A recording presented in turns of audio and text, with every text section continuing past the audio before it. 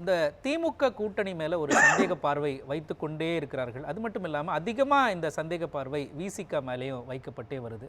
இதுக்கு உங்களுடைய பதில் என்னங்க சார்? முதலில் அக்னீஸ்வரன் சொன்ன அந்த 2 தவறான செய்திகளுக்கு முதல்ல பதில் சொல்ல விரும்புகிறேன். அதிக கடன் வாங்கியிருக்குது தமிழ்நாடு அரசு அப்படின்னு சொன்னார். நிதி ஆணையம் 16வது நிதிக்குழு, அந்த குழுவின்படி 29% வந்து ஜிடிபியில் வாங்கலான்னு சொல்லியிருக்கு. தமிழ்நாடு அரசு 27% தான் வாங்கியிருக்குது. அதனால் ஒரு தவறான அதிகமான கடன் வாங்கிட்டு இருக்காங்கன்றது தவறான செய்தி.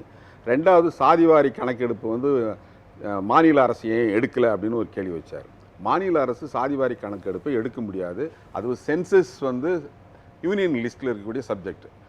கேஸ்ட் சர்வே தான் எடுக்க முடியும். அப்படி தான் வந்து தெலுங்கானா மாநிலம், பீகார் மாநிலம்லாம் கேஸ்ட் சர்வே எடுத்துருக்காங்க. கேஸ்ட் சர்வே எடுக்கிறது வந்து மக்கள் நல திட்டங்களுக்கு அது பயன்படுமே ஒழிய அது இடஒதுக்கீட்டு உள்ளிட்ட மற்ற பிரச்சனைகளுக்கு அது பயன்படாது.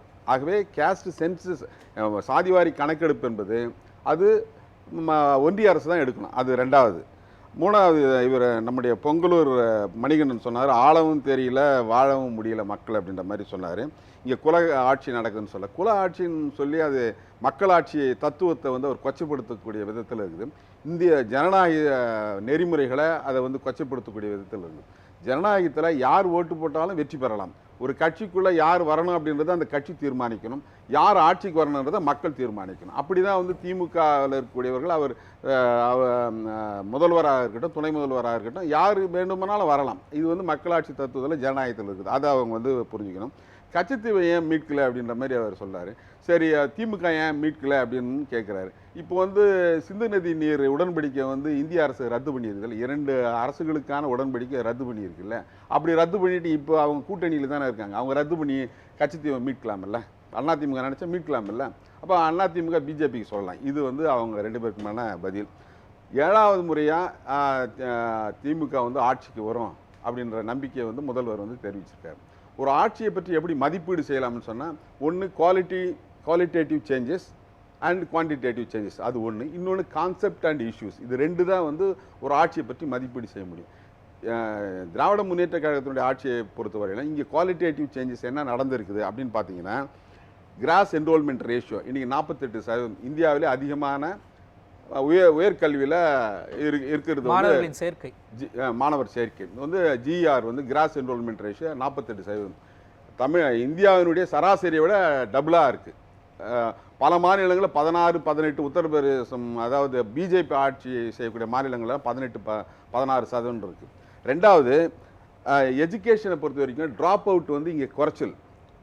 குவாலிட்டேட்டிவ் சேஞ்சஸ், ட்ராப் அவுட் குறைச்சல். அதுதான் தோழர் கூட சொன்னார். 3வது படிக்கிறவனை வந்து ஃபெயில் பண்ணிட்டேன், ட்ராப் அவுட் பண்ணணுன்றது தான் தேசிய கல்விக் கொள்கையினுடைய திட்டம். அதாவது குலக்கல்வியை கொண்டு வரணும் என்பது தேசிய கல்விக் கொள்கையோட திட்டம். அதனால தான் வந்து அவங்க வந்து 3வது வடிகட்டணும், 5வது வடிகட்டணும், 10வது 8வது 10 11 12 எல்லாம் எக்ஸாம் வச்சு அவன் குலத்தொழிலுக்கு போகிற ஒரு சூழலை உருவாக்கக்கூடிய திட்டமாக தான் அந்த கல்வி திட்டம் இருக்குது.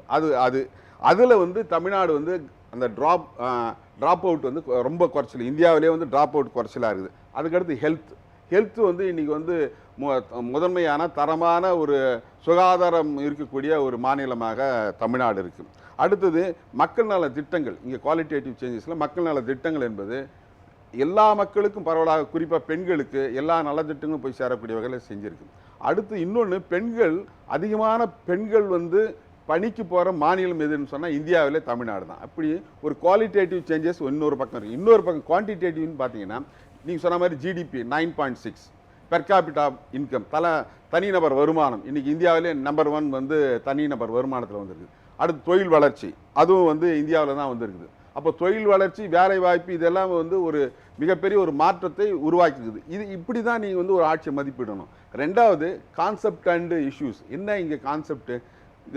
திமுக ஆட்சிக்கு, திமுக கூட்டணிக்கு என்ன கான்செப்ட் அப்படின்னு பார்த்தீங்கன்னா, இங்கே வந்து ஒரு கொள்கை சார்ந்து இருக்கக்கூடிய ஒரு கூட்டணியாக ஆட்சியாக இங்கே நடைபெறுது. என்ன கொள்கை? இங்கே இந்திய அரசியலமைப்பு சட்டத்தை பாதுகாக்கணும், இந்திய தேசத்தை பாதுகாக்கணும். மிகப்பெரிய ஒரு அச்சுறுத்தல் மத சார்புள்ள ஒரு அரசால், கூட்டாட்சி தத்துவத்துக்கு எதிராக இருக்கக்கூடிய ஒரு அரசால், பன்மைத்துவத்துக்கு எதிராக இருக்கக்கூடிய அரசு இன்னைக்கு பிஜேபி RSS அரசு ஒன்றியத்தில் ஆட்சி செய்து இருக்குது. அதை வந்து அதுக்கு எதிராக வந்து அரசியலமைப்பு சட்டத்தை பாதுகாக்க வேண்டிய ஒரு தேவை இருக்குது. அந்த அடிப்படையில் இவங்க வந்து அந்த கான்செப்டில் கரெக்டாக இருக்கிறாங்க.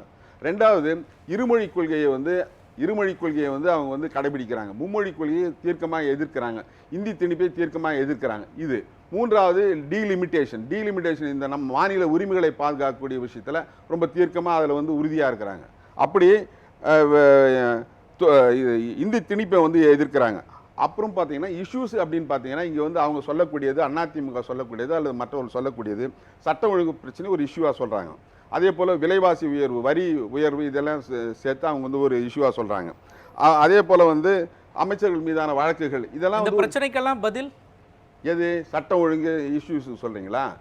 இஷ்யூஸ் என்பது எப்பவுமே ஒரு ஆட்சின்னு சொன்னால் எந்த ஆட்சி நடைபெற்றாலும் இஷ்யூ என்பது இருந்துகிட்டே தான் இருக்கும். அவங்க எந்த அளவுக்கு கான்செப்டில் அவங்க வந்து உறுதியாக இருக்கிறாங்க என்பதும் அதன் மூலம் இந்த ஆட்சியின் மூலமாக என்ன மாதிரியான குவாலிட்டேட்டிவ் சேஞ்சஸ் இங்கே உருவாகி இருக்கிறது என்பதும் குவான்டிடேட்டிவ் சேஞ்சஸ் என்ன மாதிரியான உருவாகி இருக்கிறது என்பதை பொறுத்து தான் ஆட்சியை வந்து மதிப்பீடு செய்ய முடியும். அப்படி பார்க்கிற போது தமிழ்நாட்டை பொறுத்தவரையில் மிக அதிக அளவிற்கு இந்தியாவிலே இருக்கக்கூடிய மாநிலங்களில் முதன்மையான மாநிலமாக குவாலிட்டேட்டிவாகவும் குவான்டிடேட்டிவாகவும் இன்றைக்கு டெவலப் ஆகிருக்கக்கூடிய ஒரு ஸ்டேட்டாக தமிழ்நாடு இருக்குது. அதனால தான் வந்து அவர் 7வது முறையாக ஆட்சிக்கு வர முடியும் என்ற அந்த நம்பிக்கையை அவர் வெளிப்படுத்துகிறார். உங்கள் கூட்டணி மீதும் விசிக மீதும் வைக்கக்கூடிய அந்த சந்தேக பார்வைக்கு பதில் என்னங்க சார்? விசிக வந்து திமுக கூட்டணியிலே ஒரு மையப்புள்ளியாக நிற்கிறது. விசிக என்பது ஒரு மையப்புள்ளியாக இருக்குது. ஏன் அது மையப்புள்ளியாக இருக்குதுன்னா மக்களுடைய பேர் ஆதரவை பெற்று பேர் இயக்கமாக இன்றைக்கு விடுதலை சிறுத்தைகள் இருக்குது என்பது ஒன்றும், கொள்கையில் மிக உறுதியாக இருக்கக்கூடிய ஒரு கட்சி ஒரு தலைவர் இருக்காருன்னா தலைவர் எழுச்சி தமிழர் அந்த கொள்கையில் அந்த அவருடைய அணுகுமுறையும் அந்த கொள்கையும் தான் வந்து மிக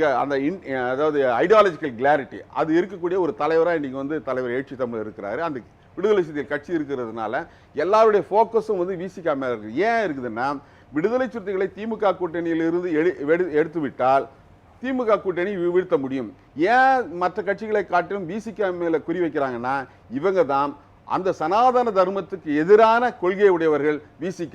ஆகவே அவர்களை வெளியில் எடுத்துட்டு அவர் நடுத்தருவில் நிற்க வைக்கலாம் என்கிற அந்த கணக்கும் அவங்களுக்குள்ள இருக்குது. அவங்க வந்து அங்கிருந்து வெளியில் எடுத்து இன்னொரு கூட்டணியில் சேர்க்கணும் என்பதல்ல, விசிகாவை தனிமைப்படுத்துகிற எண்ணமும் அதுக்குள்ள அடங்கி இருக்குது என்பதுதான் இதில் உண்மை.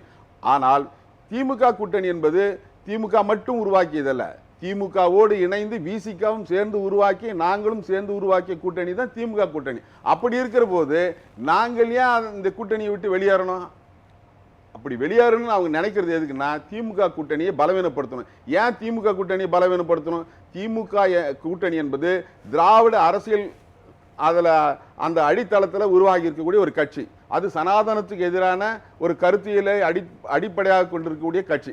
ஆகவே தான் திமுக கூட்டணி பலவீனப்படுத்தணும்னா விசிகாவை வந்து வெளியில் கொண்டு வரணும்னு அவங்க திமுக கூட்டணி கணக்கு, அதிமுக கூட்டணி கணக்கு, இதை தாண்டி டிவிகேவோட கணக்கு எப்படி பார்க்குறீங்க இந்த 26 தேர்தல்? தாவேகாவை பொறுத்தவரையிலும் அது வந்து பிஜேபி அதிமுக கூட்டணியில் இணைஞ்சிருக்காங்க. ஒருவேளை தாவேகா என்கிற ஒரு கட்சி இன்னைக்கு உருவாகாமல் இருந்திருந்தால் அதிமுக பிஜேபியோட கூட்டணிக்கு போயிருக்காது. ஏன்னா அதிமுக பிஜேபி கூட்டணி உருவானால் கண்டிப்பாக அவங்களுக்கு தெரியும் மைனாரிட்டிஸ் ஓட்டு வராது என்பது தெரியும். இப்போ அவங்களுக்கு தெரிஞ்சுதான் வந்து கூட்டணி வச்சிருக்கிறாங்க. ஆனால் அதற்கு ஒரு இன்னொரு செயல் திட்டமாக தாவேகா வந்து இன்னைக்கு தாவேகாவுடைய வரவு என்பது மைனாரிட்டிஸ் ஓட்டை வந்து பிரிக்க முடியும், தலித் ஓட்டை வந்து பிரிக்க முடியும் என்கிற அந்த காரணத்துக்காக தாவேகாவை பிஜேபி RSS ஒரு செயல் திட்டத்தின் இன்னொரு வடிவமாகத்தான் தாவேகா இன்றைக்கு தேர்தல் களத்தில் இருக்குது. இது வந்து பிஜேபி RSS ஒரு செயல் திட்டத்தின் வடிவம் தான். தொடர்ந்து பேசலாங்க சார்.